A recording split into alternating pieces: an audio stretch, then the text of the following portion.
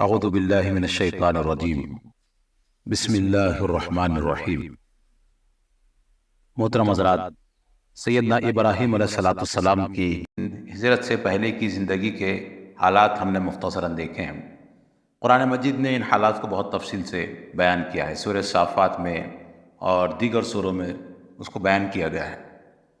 اس کے بعد ایک دوسرا مرحلہ حضرت ابراہیم کا شروع ہوتا ہے، وہ ہے ہجرت کے بعد، اور یہ بہت عالمی انقلاب کا پیش خیمہ ثابت ہوتا ہے۔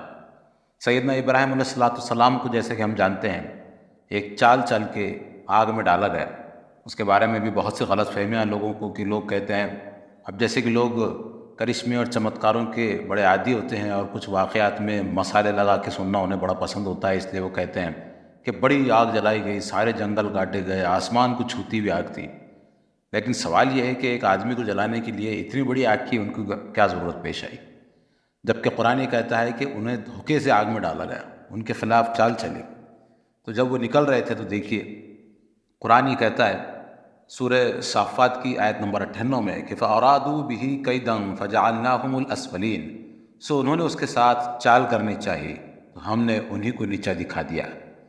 اللہ رب العزت کی قدرت کا یہ کرشمہ ہوا کہ جو آگ جلائی گئی اور جس میں حضرت ابراہیم کو دھوکے سے ڈالا گیا، یہ چال چلی گئی۔ سیدنا ابراہیم علیہ السلام تو اس آگ میں جھونک دیے گئے۔ حضرت ابراہیم علیہ السلام نے نہ کسی سے معافی مانگی، نہ کسی کے سامنے گھٹنے ٹیکے، اور انہیں تو پتہ بھی نہیں تھا کہ یہ آگ انہیں جلائے گی نہیں، تو انہیں معلوم نہیں تھا۔ ان کا تو پورا امتحان ہوا، اس میں آزمائش ان کی جان کی، اور ان کو جب اس میں ڈالا گیا آگ میں تو براہ راست اللہ تعالیٰ نے آگ سے کہا کہ یا نار کونی بردوں وسلام علی ابراہیم، کہ اے آگ ٹھنڈی ہو جا اور ابراہیم پر سلامتی والی ہو جا۔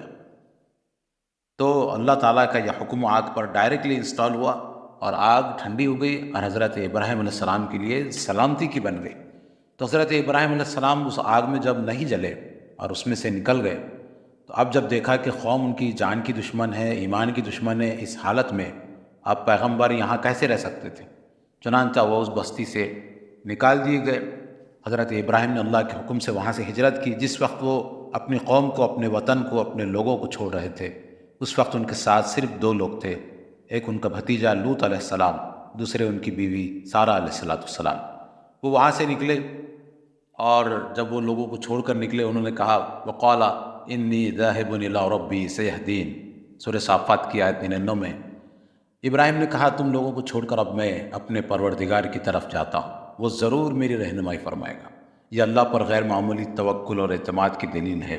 جب وہ ہجرت کر کے نکلے تو یہ نہیں کہ اب میں کہاں جاؤں، اب میرا کیا ہوگا، میرا وطن چھوٹا، میرے لوگ چھوٹے، میرے اپنے چھوٹے، اب اتنی بڑی زمین پر کہاں، نہیں، اللہ کے بھروسے پر، اللہ کی خاطر جب بندے کو اس طرح کی ہجرتیں کرنا پڑتی ہیں، اگر وہ اپنا وطن چھوڑتا ہے، لوگ چھوڑتے ہیں، یا یہ نہیں تو اپنی خواہشات، تعصبات، اپنا جماعت، اپنی مسلک، اپنا گروہ، اپنا مذہبی گروہ، یہ سب اگر چھوڑنا پڑے اللہ کی خاطر، اللہ اس کے لیے راستے کشادہ کرتا ہے۔ چنانچہ اسی کی طرف حضرت ابراہیم نے اشارہ کیا کہ میرا رب راستہ دکھائے گا، میں اپنے رب کی طرف جاتا ہوں۔ یہ غالباً اس بات کا بھی اشارہ تھا کہ وہ یہ کہہ رہے تھے کہ اب میں توحید کے مرکز کی طرف جا رہا ہوں۔ چنانچہ یہ وجہ ہے کہ اللہ تعالیٰ نے ان کو پھر کعبے کی علامتیں دکھائیں اور ان سے کہا گیا کہ وہ اس کو تلاش کریں۔ اس کے لیے انہوں نے کافی طویل سفر کیا، وہ مصر بھی گئے اور پھر وہ عرب میں آئے اور وہ اس جگہ پہنچے جہاں انہوں نے کعبے کا نشان دیکھا۔ وہ راستے میں بنو قحطان کے ایک سردار عبد الملک کی بیٹی سے ان کا نکاح ہوا۔ سردار نے حضرت ابراہیم علیہ السلام کی مہمان نوازی کی تھی۔ سردار کیا ایک طرح کا وہ اس علاقے کا بادشاہ تھا، اور اس کو حضرت ابراہیم علیہ السلام بہت بھا گئے تو اس نے اپنی بیٹی ہاجرہ جو ان کی شہزادی تھی، اس کی شادی حضرت ابراہیم علیہ السلام سے کی ہے۔ تو یہ بات بھی قابل ذکر ہے کہ یہودیوں نے، بنی اسرائیل نے، جو حضرت اسحاق کی اولاد ہیں، حضرت ابراہیم کے دوسرے بیٹے اسحاق علیہ السلام کی، انہوں نے حضرت اسماعیل اور حضرت ہاجرہ کا مرتبہ گرانے کے لیے بہت کوششیں کی ہیں۔ انہوں نے اپنی کتابوں میں سے ان کے تمام نشانات کو مٹانے کی کوشش کی ہے۔ انہوں نے یہ ثابت کیا ہے کہ حضرت ہاجرہ ایک لونڈی تھی، اور وہ حضرت ابراہیم علیہ السلام کے پاس جب رہنے لگی، ان سے جب ان کا نکاح ہوا تو حضرت سارہ کو ان سے بڑی دشمنی ہو گئی حضرت ہاجرہ سے، اور انہوں نے یہ حضرت ابراہیم پر دباؤ ڈالا کہ ہاجرہ کو چھوڑ کر آ جاؤ۔ حضرت ابراہیم نے اپنی بڑی بیوی کے دباؤ کے زیر اثر اپنی ہاجرہ بیوی کو اور اپنے واحد جو بیٹا تھا ان کا، جو ان کو 86 سال کی عمر میں ہوا تھا، اس کو لے جا کر انہوں نے ریگستان میں چھوڑ دیا دودھ پیتے بچے کو، اور وہاں چھوڑ کر پھر واپس آ گئے، جبکہ وہاں چھوڑنے کا نہ کوئی دینی فائدہ تھا نہ کوئی دنیاوی فائدہ تھا۔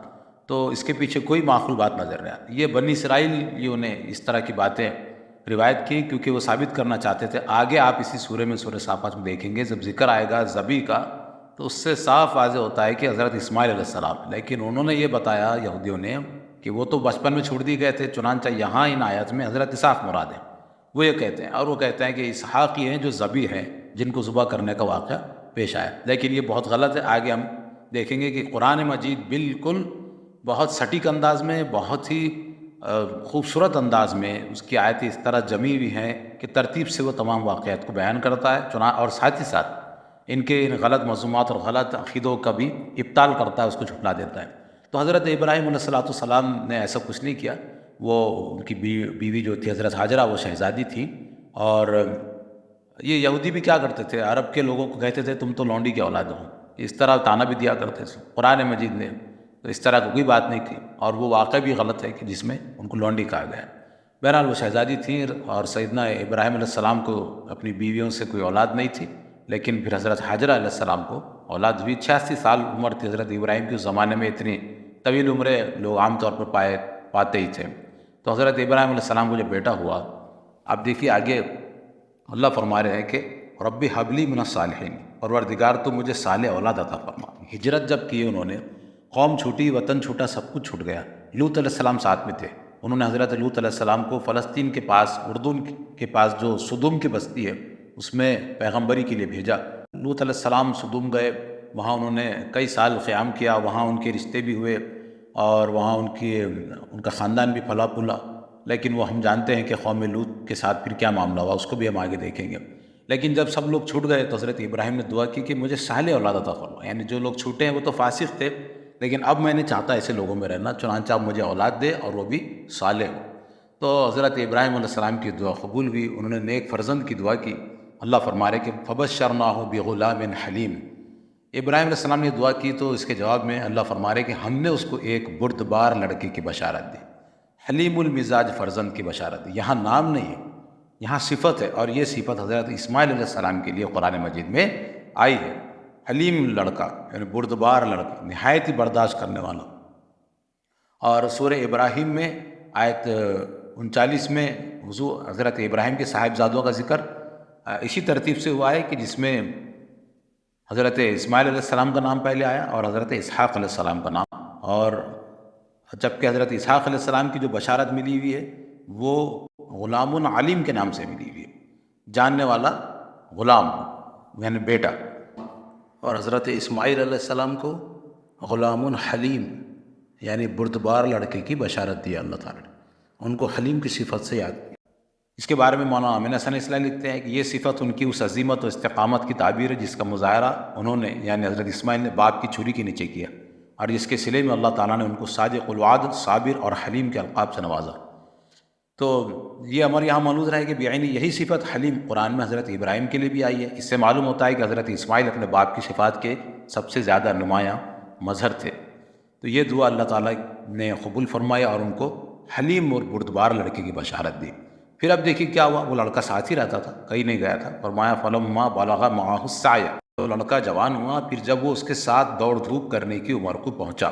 مولانا تھانوی اس کا ترجمہ لکھتے ہیں کہ جب وہ لڑکا ایسی عمر کو پہنچا کہ ابراہیم علیہ السلام کے ساتھ چلنے پھرنے لگا، تو ابراہیم علیہ السلام نے فرمایا، اب وہ حضرت ابراہیم اس کو اپنا خواب بتاتے ہیں، بالکل نوجوان لڑکا ہے، عنفوان شباب میں 13-14 سال کی عمر رہی ہوگی۔ تو قال یا بنی انی ارا فی المنام انی اذبحک فانظر ماذا تری، تو حضرت ابراہیم نے ایک دن اس سے کہا، میرے بیٹے میں کچھ دنوں سے خواب میں دیکھتا ہوں کہ میں تم کو ذبح کر رہا ہوں، تو غور کرو، فانظر ما تری، غور کرو تمہاری کیا رائے ہے۔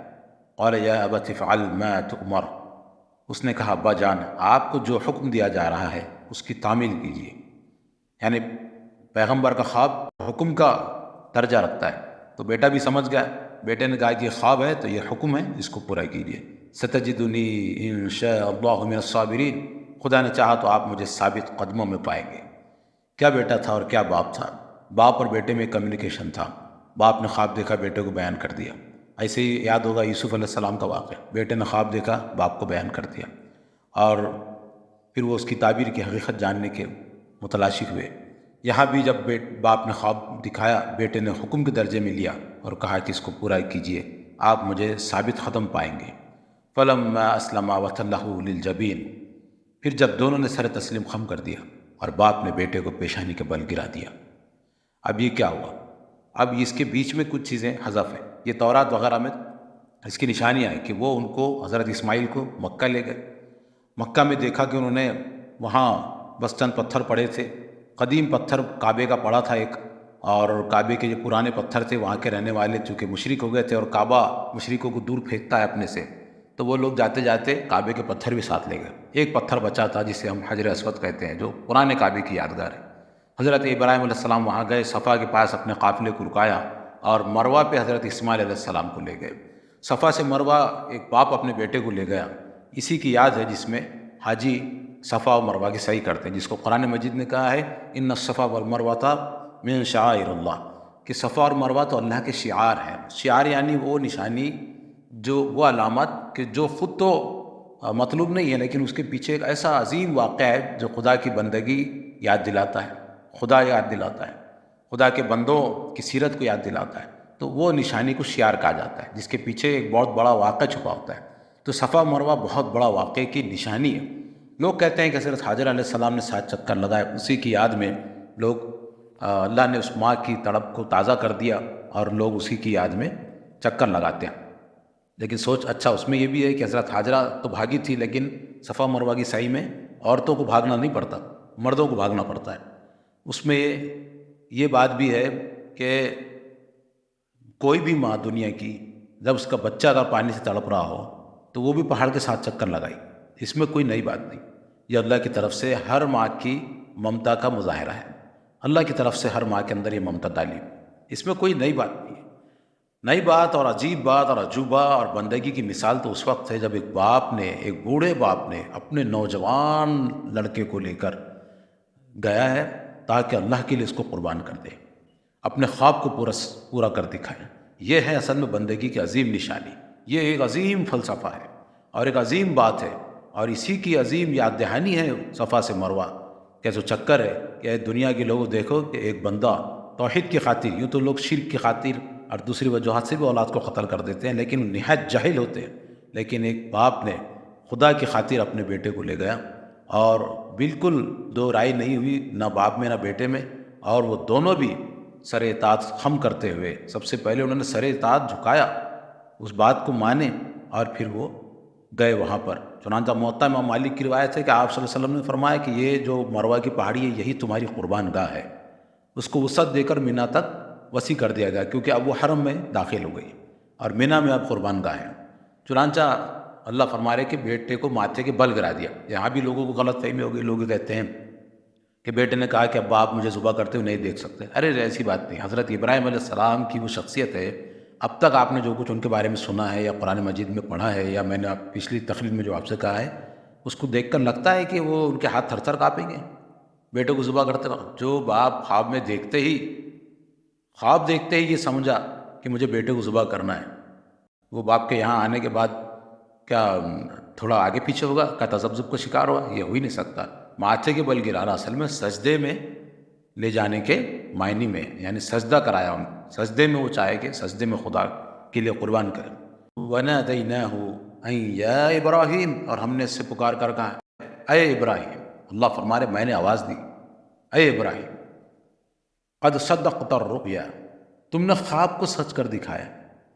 یعنی خواب تعویل کا محتاج ہوتا ہے، خواب تعبیر کا محتاج ہوتا ہے، اس کی کوئی تعبیر کرتے، اس کی کوئی اچھے سے اچھی تعبیر کرتے نہیں، لیکن پیغمبر نے، رسول تھے، حضرت ابراہیم تھے، پوری دنیا کے لیے نمونہ تھے۔ انہوں نے کسی طرح گوارا نہیں کیا کہ کوئی اس کی تعبیر کر لیں، تعبیر کر لیں اپنے جی سے، اور اگر وہ تعبیر غلط ہوئی تو انہوں نے سوچا کہ جو خواب دیکھا بس پورا کر دوں گا، اللہ کو جو منظور ہو۔ چنانچہ اللہ نے پکارا ارے تم نے تو خواب کو سچ کر دکھایا ہے۔ تو تصور کرو کہ دریا رحمت نے کیسا جوش مارا ہوگا خدا کی۔ فرمایا انا کذالک نجزی المحسنین، حقیقت یہ ہے کہ خوبی سے عمل کرنے والوں کو ہم ایسی ہی جزا دیتے ہیں، اللہ فرما رہے ہیں۔ اب اللہ تعالیٰ نے مخلصین کا جو اجر ہے اس کا ذکر کیا ہے، فرمایا ان ھذا لہو البلاء المبین، یقیناً یہ کھلی آزمائش تھی۔ اس سے بڑی آزمائش کیا ہو سکتی ہے کہ ایک رسول نے خواب دیکھا، اس کو اللہ کا حکم سمجھا اور بغیر تعبیر کے اپنے بیٹے کو سجدے میں گرایا اور اسے قربان کرنے کے لیے تیار ہو گئے۔ اللہ فرما رہا ہے یہ بڑے آزمائش تھی۔ آگے اللہ فرما رہے وَفَدَيْنَاهُ بِذِبْحٍ عَظِيمٍ، جب ابراہیم اس میں کامیاب ہوگا اللہ فرما رہے تو ہم نے ایک عظیم قربانی کے عوض اسماعیل کو چھڑا لیا۔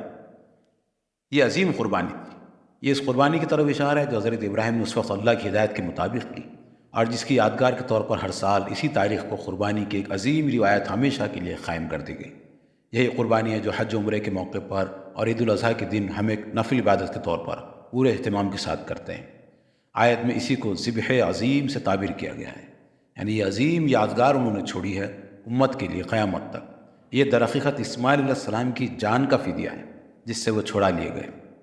اس لیے کہا کہ وَفَدَيْنَاهُ بِذِبْحٍ عَظِيمٍ، ہم نے ایک عظیم قربانی کے بدلے اسماعیل کو چھڑا لیا۔ آگے فرمایا سورہ صافات ہی چل رہا ہے، یہ اسی کے آیتیں ترتیب سے۔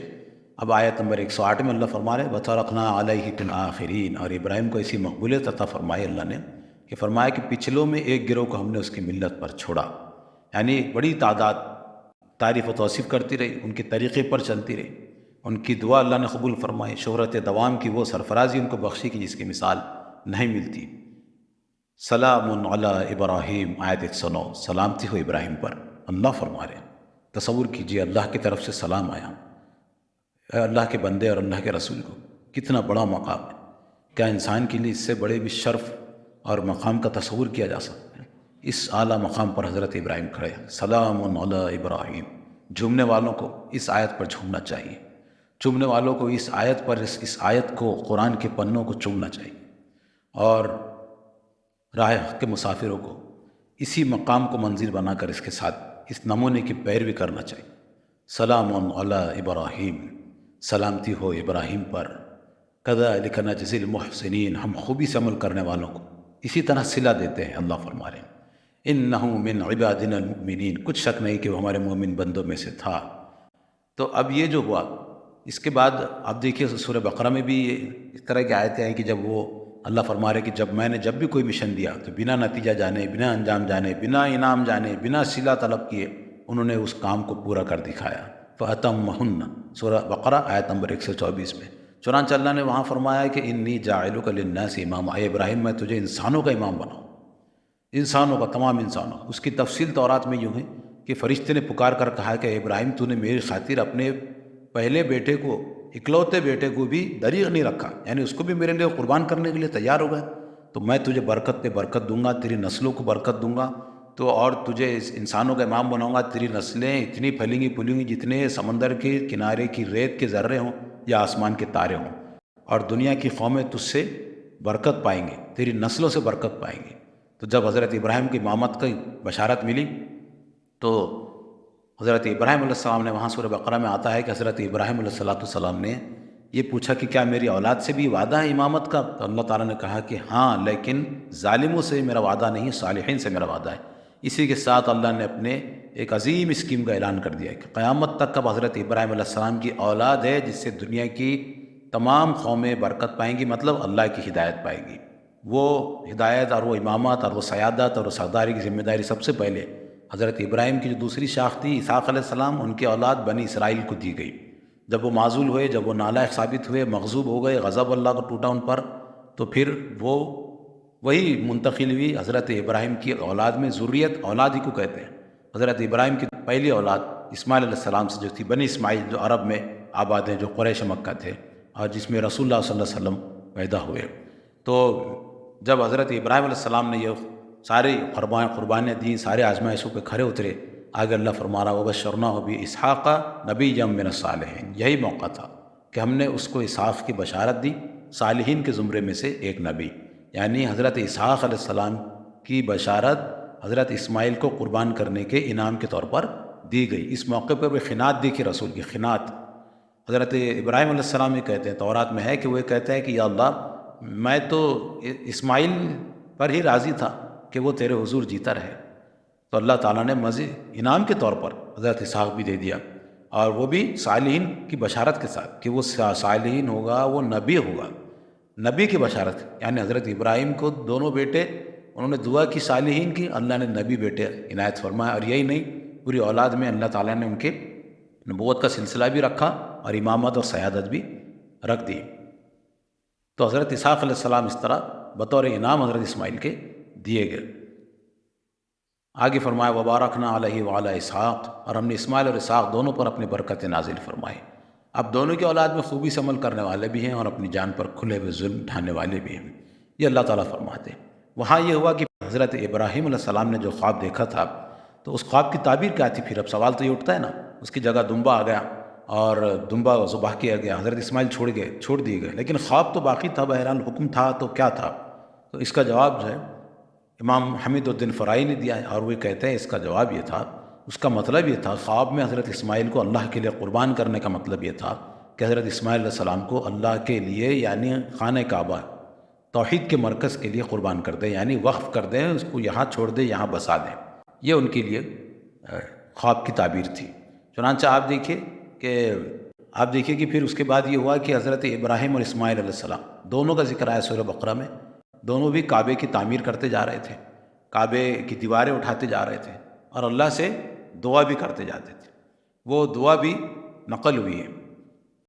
جب وہ دونوں کعبے کی تعمیر کر رہے تھے تو اللہ تعالیٰ فرما رہے کہ اور یاد کرو، یہ سورہ بقرہ کی آیت 125 جس میں حضرت ابراہیم کی دعا کا تفصیلی ذکر ہے، اور یاد کرو جب ہم نے اس سرزمین عرب میں اس بیت الحرام کو لوگوں کا مرجع یعنی لوگوں کے آنے کی جگہ اور ان کے لیے پناہ کی جگہ قرار دیا، اور حکم دیا کہ ابراہیم کی اس قیام گاہ میں نماز کی ایک جگہ بناؤ، اور ابراہیم و اسماعیل کو اس بات کا پابند کیا کہ میرے اس گھر کو ان لوگوں کے لیے پاک رکھو جو اس میں طواف کرنے، اعتکاف کرنے اور رکوع سجدہ کرنے کے لیے آئیں۔ اور یاد کرو جب ابراہیم نے دعا کی کہ اے پروردگار اس شہر کو امن کا شہر بنا دے، یعنی وہ شہر حضرت ابراہیم کے آنے سے پہلے اور لوٹ مار کا شہر تھا، وہاں قافلے بتایا جاتا ہے کہ وہ تو ٹھہرتے نہیں تھے، پرانا کعبہ کے نشانات باقی رہ گئے تھے، اجڑا ہوا تیار تھا، بے آب و گیا وادی تھی، نہ پانی تھا، نہ کھیتی تھی، نہ کچھ تھا، البتہ راستے وغیرہ آس پاس تھے، لوگ جاتے آتے تھے، اور عام طور پر اس زمانے میں پورے عرب میں اور دنیا بھر میں بھی لوٹ مار عام تھی، اور کہیں پر کوئی مقام پر کسی کو کوئی امن حاصل نہیں تھا۔ حضرت ابراہیم نے کہا کہ جب میں نے یا اللہ یہ شہر میں بچوں کو میرے آباد کیا تو اس کو امن کا شہر بنا، اور تو اس طرح امن کا شہر ہو گیا کہ اس کے بعد ہی اللہ تعالیٰ نے یہ قرار دی، یہ اس شہر کو امن کا شہر قرار دیا، محترم قرار دیا، حرم بنایا، یہاں پر قتل و غارت گیری کو منع کر دیا، 4 محترم مہینے اس کے لیے سفر کو آنے والے کے لیے قرار دیے کہ 4 مہینے محترم ہیں، جو لوگ حج اور عمرہ کرنا چاہتے ہیں ان کو امن حاصل رہے سفر میں بھی، اور عام طور پر اس پورے شہر کو پورا سال حرم قرار دیا، یعنی یہاں پر مارنا، لڑنا، جھگڑنا، یہاں تک کہ شکار کرنا، یہاں کے درخت کاٹنا، شکار کو بھگا کر لے جانا، سب منع کر دیا گیا۔ گری پڑی چیز کو اٹھانا الا یہ کہ اس کے مالک کی شناخت کر کے اس کو دی جائے، کسی اور مقصد سے اٹھانا منع کر دیا گیا، سوائے اس گھاس کو کاٹنے کے منع کر دیا گیا جو ایندھن میں کام آتی۔ تو اس کو اس طرح اللہ نے امن کا شہر بنایا۔ پھر آگے حضرت ابراہیم دعا کرتے ہیں اور اس کے لوگوں میں سے جو اللہ اور قیامت کو ماننے والے ہوں انہیں پیداوار کی روزی عطا فرما۔ اللہ نے فرمایا اور جو منکر ہیں ان چیزوں سے چند روز کے لیے فائدہ اٹھانے کی مہلت تو میں انہیں بھی دوں گا، پھر دوزخ کے عذاب میں پکڑ بلاؤں گا اور وہ بہت ہی برا ٹھکانہ ہے۔ وَإِذْ يَرْفَعُ إِبْرَاهِيمُ الْقَوَاعِدَ مِنَ الْبَيْتِ وَإِسْمَاعِيلُ، اور یاد کرو جب ابراہیم اور اسماعیل میرے اس گھر کی بنیادیں اٹھا رہے تھے یعنی خانہ کعبہ، اس وقت ان کے لبوں پر التجا تھی کہ پروردگار تو ہماری طرف سے دعا قبول فرما، اس میں شبہ نہیں کہ تو ہی سننے والا ہے، جاننے والا ہے۔ تو یہ حضرت ابراہیم علیہ السلام دعا کر رہے تھے اور دونوں بھی باپ بیٹی دعا کر رہے تھے کہ اس دعا کی قبولیت عطا فرما۔ اور پھر اللہ فرمائے دعا کی حضرت ابراہیم نے کہ پروردگار اور ہم دونوں کو تو اپنا فرما بردار بنا اور ہماری اولاد سے بھی اپنی ایک فرما بردار امت اٹھا، یعنی سب سے پہلے خود کو مسلم بنانے کی دعا کی، خود کے مسلم بنانے، یعنی اتنے قربانیاں دینے کے بعد خانہ کعبہ کی تعمیر کرتے ہوئے حضرت ابراہیم علیہ السلام یہ کہہ رہے ہیں کہ اللہ مجھے مسلم بنا، مزید فرما بردار بنا۔ پتہ یہ چلا کہ ہمیں بھی بار بار اپنے مسلم بننے کی دعا کرنا چاہیے۔ ہمیں سمجھتے ہیں کہ ہم تو پہلے سے مسلم ہیں، تو ہمیں اپنے مسلم بنا جانے کی بھی دعا کرتے رہنا چاہیے، اپنے ایمان میں اضافے کی بھی دعا کرتے رہنا چاہیے، مزید نیکیوں کی توفیق کی بھی دعا کرتے رہنا چاہیے۔ چنانچہ حضرت ابراہیم نے یہ دعا کی، پھر کہا کہ ہم میں سے ایک فرما بردار امت اٹھا، ہماری اولاد میں سے یعنی بنی اسماعیل میں سے ایک امت برپا کر، وہ بھی مسلم ہو اور ہم کو ہماری عبادت کے طریقے سکھا، وَأَرِنَا مَنَاسِكَنَا وَتُبْ عَلَيْنَا، اور ہماری توبہ قبول فرما۔ اس میں شبہ نہیں کہ تو ہی بڑا توبہ قبول کرنے والا اور اپنے بندوں پر رحم فرمانے والا ہے۔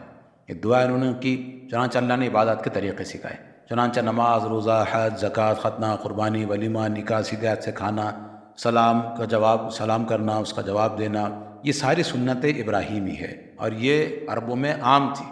حضور کے زمانے میں یہ کافی بگڑ چکی تھی، رسول اللہ صلی اللہ علیہ وسلم نے اس کو پھر سے اسٹیبلش کیا، دین ابراہیمی پر اس کو قائم کیا، اور یہی وجہ ہے کہ حضور نے کہا کہ میں تمہیں دو چیزیں دیے جا رہا ہوں، ایک ہے قرآن اور یہ سنت ابراہیمی۔ نام ابراہیم نے لیے، سنت کہا آپ نے، طریقہ، تو یہ وہی طریقہ مراد ہے جس کا یہاں ذکر ہوا ہے۔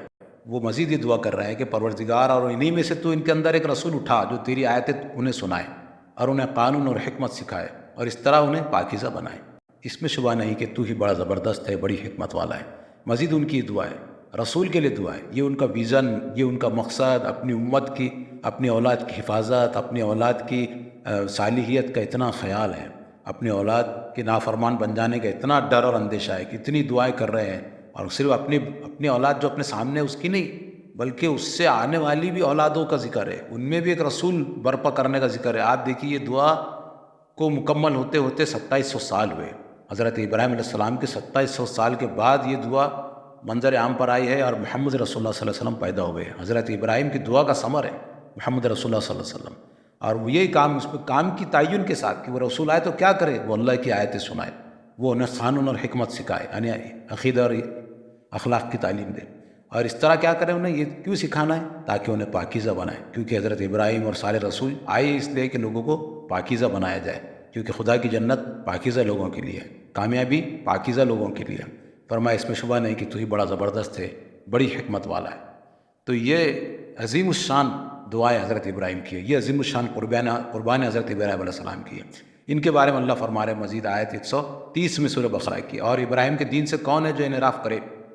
ہاں وہی جو اپنے آپ کو حماقت میں مبتلا کر لے، ہم نے اس کو دنیا میں بھی اپنے لیے خاص کیا تھا، اور قیامت میں بھی وہ صالحین میں سے ہوگا۔ یہ دیکھیے پھر سے ایک ایوارڈ حضرت ابراہیم علیہ السلام، اور ایسے کئی ایوارڈ ہیں۔ پھر اللہ فرما رہے وہی ابراہیم کہ جب اس کے پروردگار نے اسے حکم دیا کہ اپنے آپ کو حوالے کر دو، اس نے فوراً کہا میں نے اپنے آپ کو پروردگار عالم کے حوالے کر دیا۔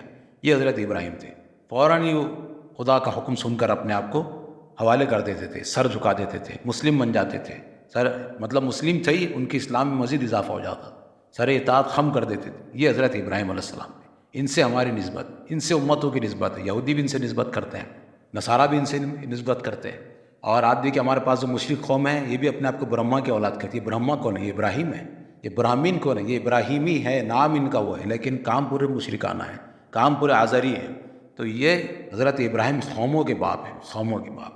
تو اللہ تعالیٰ نے یہاں پر حضرت ابراہیم علیہ السلام کی دعا کا ذکر کیا، ویسے سورہ ابراہیم میں بھی ان کی دعا کا ذکر ہے۔ وہ کہتا ہے کہ اس شہر کو امن کا شہر بنا، اور مجھے اور میری اولاد کو اس سے دور رکھ کے ہم بتوں کو پوجنے لگے۔ مجھے کہاں پہلے اٹھو، کیونکہ بتوں کو پوجنا نہایت بدترین شرک ہے، نبی بھی اس سے ڈرتے رہتے ہیں، اور وہ کہتے ہیں پہلے مجھے بھی بچا اور میری اولاد کو بھی بچا۔ مزید وہ دعا کرتے ہیں سورہ ابراہیم آیت 36 میں کہ ان بتوں نے بہت لوگوں کو گمراہی میں ڈال دیا ہے، یہ میری اولاد کو بھی گمراہ کر سکتے ہیں، اس لیے جو ان میں سے میری پیروی کرے وہ میرا ہے، اور جس نے میری بات نہیں مانی اس کا معاملہ تیرے حوالے ہے، پھر تو بخشنے والا ہے، تیری شفقت۔ اب جی پھر انہوں نے اب دعا کی، پھر سے سورہ ابراہیم آیت 37 میں دعا ہے، اے ہمارے پروردگار، میں نے اپنی کچھ اولاد کو تیرے حرمت والے گھر کے پاس ایک بن کھیتی کی وادی میں لا بسایا ہے۔ یہ بن کھیتی کی وادی ہم جانتے ہیں مکے میں طویل پہاڑی سلسلے ہیں، سنگلاخ پہاڑیاں ہیں، شدید کالے پہاڑ، ایک گھاس کا پتا بھی نظر نہیں آتا، اور وہاں بارش بھی کبھی کبھار ہوتی ہے، ہوئی تو سیلاب آ جاتا تھا کعبے کے پاس، تو وہاں کوئی کھیتی باغات کا کوئی تصور نہیں تھا۔ تو وہ کہہ رہے ہیں کہ میں نے یہاں اپنی اولاد کو لا بسایا ہے، اور بسایا ہے کیسے کرے، یعنی کہ چھوڑ دیا میں نے اور بلا مقصد نہیں، مقصد بھی بتایا کس مقصد سے بسایا ہے، یعنی جب وہ قربانی کا واقعہ ہوا اس کے بعد انہوں نے حضرت اسماعیل کو وہاں بسائے تاکہ اس گھر کو پاک صاف رکھیں اللہ کے۔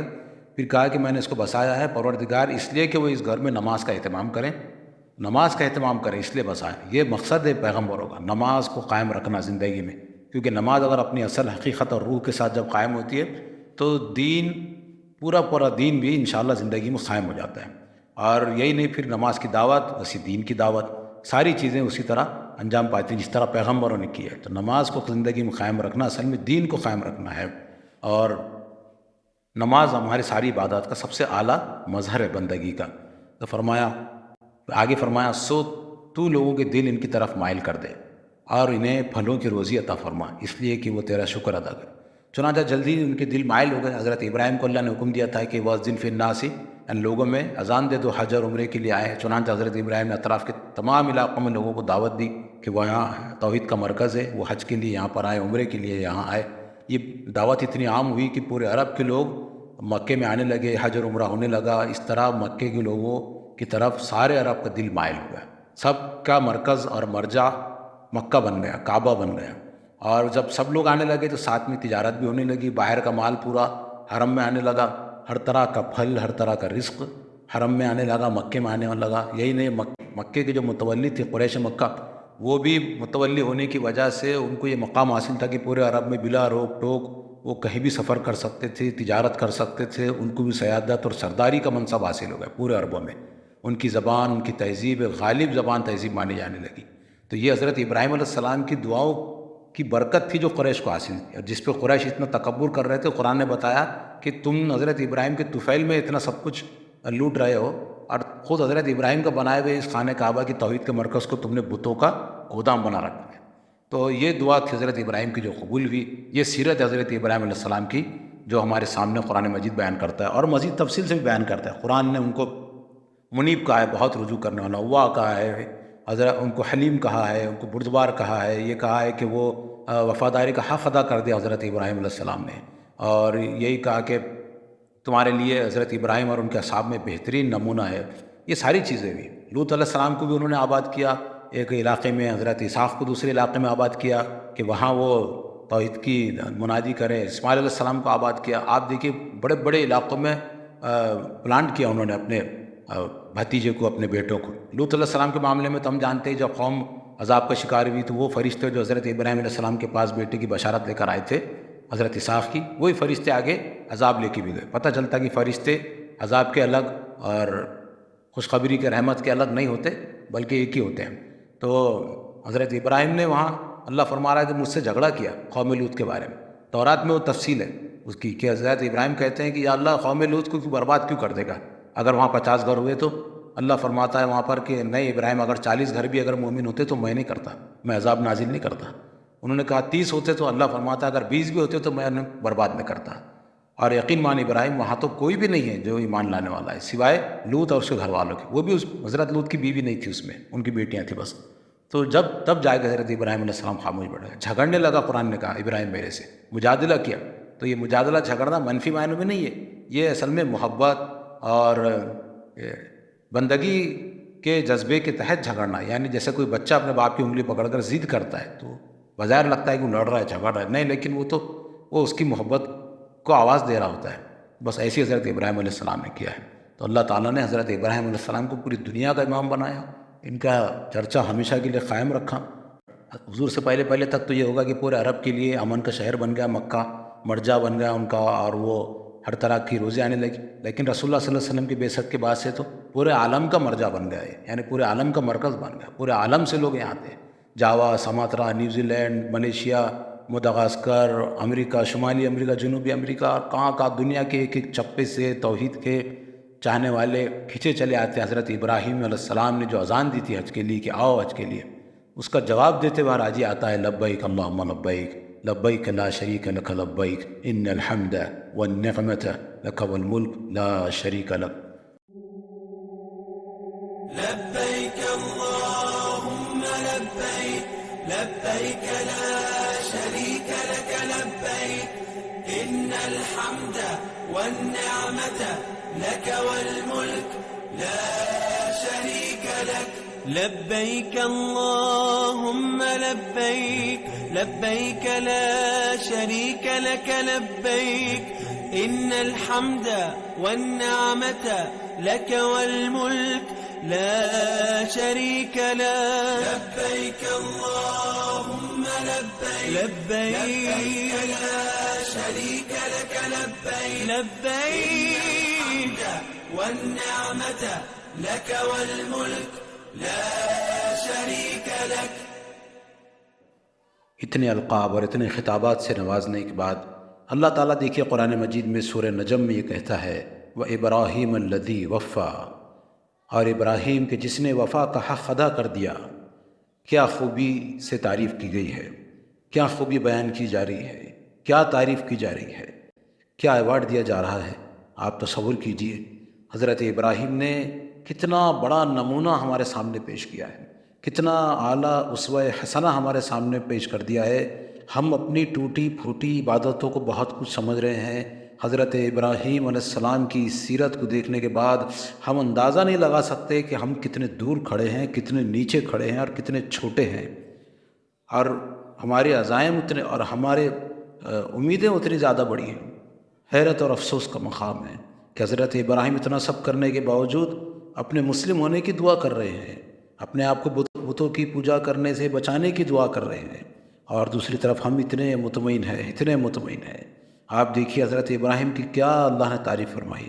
سورہ مریم میں اللہ تعالیٰ فرماتے ہیں کہ وَاذْكُرْ فِي الْكِتَابِ إِبْرَاهِيمَ إِنَّهُ كَانَ صِدِّيقًا نَبِيًّا، اس کتاب میں ابراہیم کا ذکر کرو کہ وہ سچا نبی تھا۔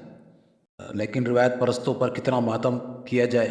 روایت پرستوں نے روایت کی بنیاد پر ایک جھوٹی روایتوں کی وجہ سے یہ کہا ہے کہ حضرت ابراہیم کو اللہ معاف کرے، حضرت ابراہیم نے 3 مرتبہ جھوٹ کہا تھا، استغفر اللہ ربی من کل ذنب واتوب الیہ، اللہ معاف کرے، نعوذ باللہ من ذالک، اللہ کی پناہ۔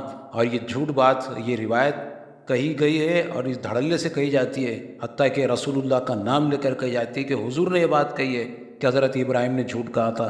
نہ اللہ کے رسول یہ بات کہہ سکتے ہیں، نہ حضرت ابراہیم جھوٹ کہہ سکتے ہیں۔ آسمان گواہی دے رہا ہے، اللہ تعالیٰ گواہی دے رہے ہیں، اللہ تعالیٰ قرآن میں کہہ رہے ہیں وَاذْكُرْ فِي الْكِتَابِ ابراہیم، اس کتاب میں ابراہیم کا ذکر کر، اِنَّهُ كَانَ صِدِّيقًا نَبِيًّا، کہ وہ سچا نبی تھا، اللہ اس کو سچا قرار دے۔ اور راویوں کی وجہ سے، راویوں کو سچا سمجھتے ہوئے حضرت ابراہیم کو جھوٹا قرار دیتے ہیں لوگ، افسوس کا مقام ہے۔